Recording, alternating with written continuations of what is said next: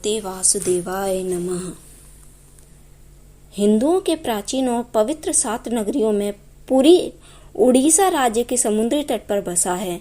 जगन्नाथ मंदिर विष्णु के 8वें अवतार श्री कृष्ण को समर्पित है। भारत के पूर्व में बंगाल की खाड़ी से पूर्व छोर पर बसी पवित्र नगरी पुरी उड़ीसा की राजधानी भुवनेश्वर से थोड़ी दूर पर है। इस मंदिर में 10 चमत्कार हैं। अब उनकी बात करते हैं तो ऐसे चमत्कार हैं जिन्हें वैज्ञानिक भी नहीं समझ पाए कि ये आखिर होते कैसे हैं। ये उनके लिए भी एक पहेली की तरह है। तो पहला चमत्कार है कि हवा के विपरीत इसका जो ध्वज है वो लहराता है। श्री जगन्नाथपुरी के मंदिर के ऊपर जो लाल ध्वज स्थापित है वो सदैव हवा के विपरीत ही लहराता है। ऐसा किस कारण होता है ना तो ये वैज्ञानिक ही बता पाए हैं और ना ही किसी को इस बात का पता चल पाया है। ये एक आश्चर्यजनक बात है। और ये भी आश्चर्य है कि प्रतिदिन सायंकाल मंदिर के ऊपर स्थापित ध्वज को मानव द्वारा उल्टा चढ़कर बदला जाता है।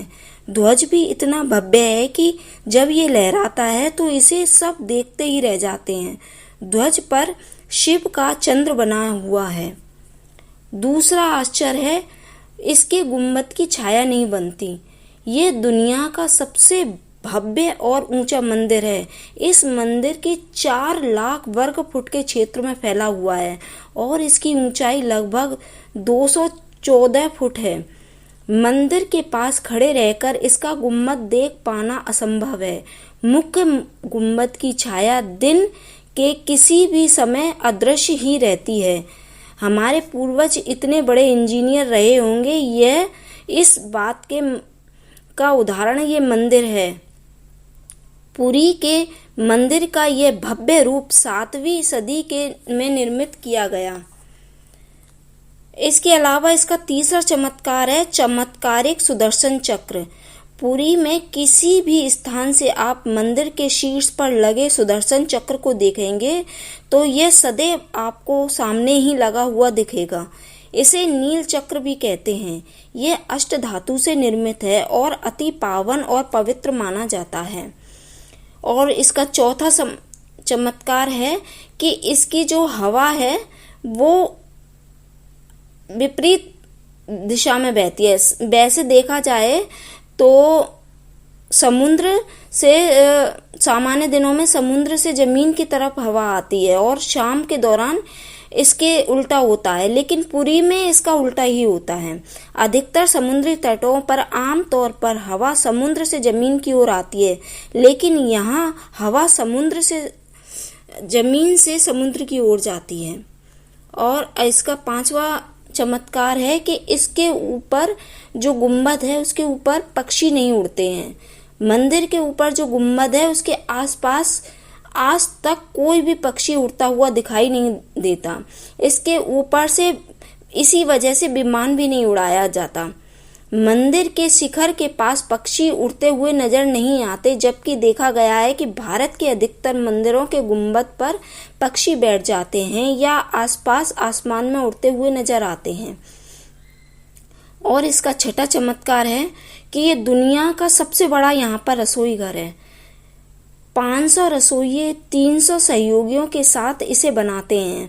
भगवान जगन्नाथ जी का प्रसाद बनता है। लगभग 20 लाख भक्त यहाँ भोजन कर सकते हैं। कहा जाता है कि मंदिर में प्रसाद में कुछ हजार लोगों के लिए ही क्यों ना बनाया गया हो, लेकिन इसमें लाखों लोग भी पेट भरकर खा सकते हैं। ये कभी कम नहीं पड़ सकता।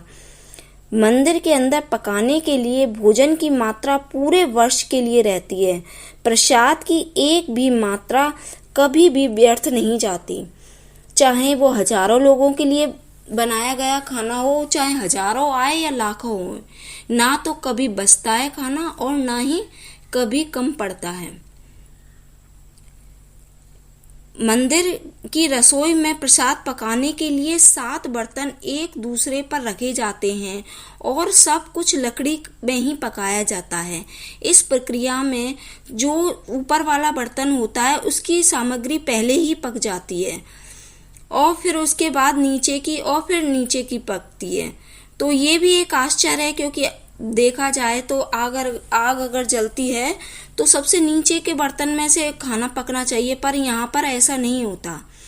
अगला 7वां चमत्कार है कि यहाँ पर जो मंदिर के सिंह द्वार में पहला कदम रखते ही मंदिर के अंदर से आप जो समुद्र की आवाज होती है वो नहीं सुन सकते। मंदिर के बाहर सुनाई देती है, लेकिन आप जैसे ही एक कदम अंदर रखेंगे तो वहां आपको समुद्र की आवाज नहीं सुनाई देगी। इसी प्रकार मंदिर के बाहर जो स्वर्ग द्वार है वहां पर मोक्ष प्राप्ति के लिए शव जलाए जाते हैं, लेकिन आप मंदिर से बाहर निकलेंगे तभी आपको लाशों की जलने की गंध महसूस होगी।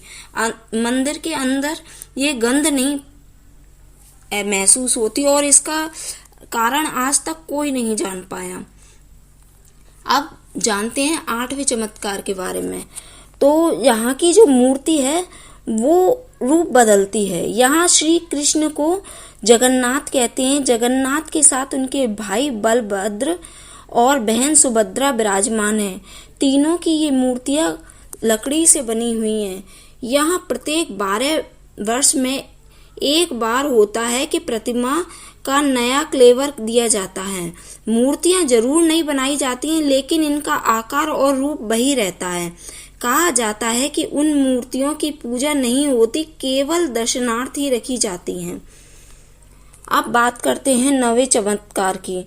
तो यहाँ पर विश्व की सबसे बड़ी रथ यात्रा निकाली जाती है। आषाढ़ माह में भगवान रथ पर सवार होकर अपनी मौसी रानी गुणिंचा के घर जाते हैं।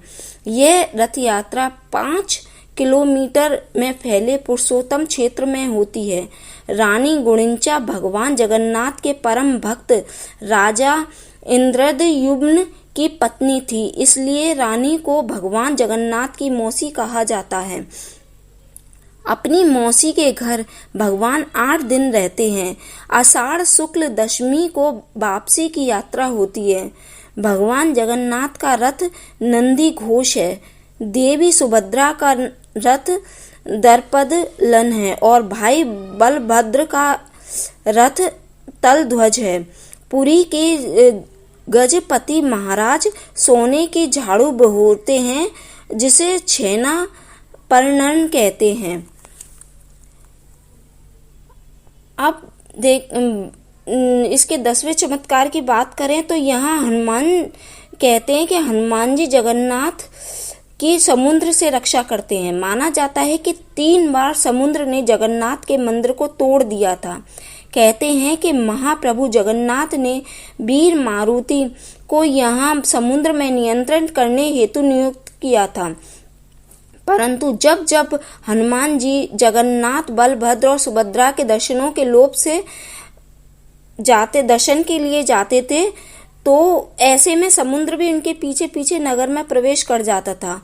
केसरी नंदन हनुमान जी की इस आदत से परेशान होकर जगन्नाथ महाप्रभु ने हनुमान जी को यहाँ स्वर्ण बेड़ी में